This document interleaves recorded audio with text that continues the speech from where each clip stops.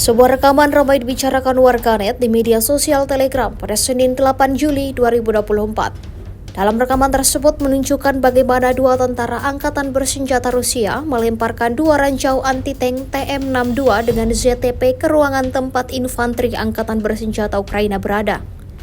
Setelah ledakan dari 15 kg bahan peledak dilemparkan, bangunan tersebut runtuh. Seperti yang terlihat dalam rekaman, meskipun tembakannya sangat mengesankan, tentu saja pertanyaannya masih muncul. Mengapa tentara Rusia mengambil risiko seperti itu daripada serangan artileri? Mempertaruhkan nyawa, menyerang musuhnya dari jarak yang sangat dekat.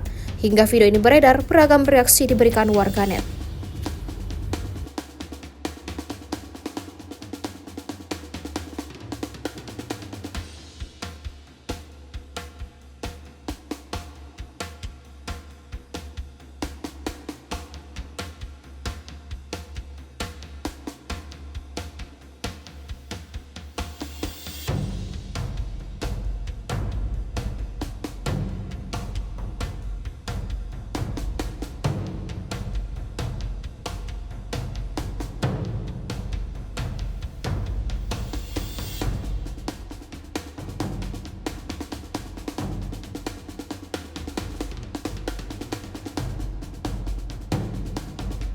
Download Tribun X sekarang, menghadirkan lokal menjadi Indonesia.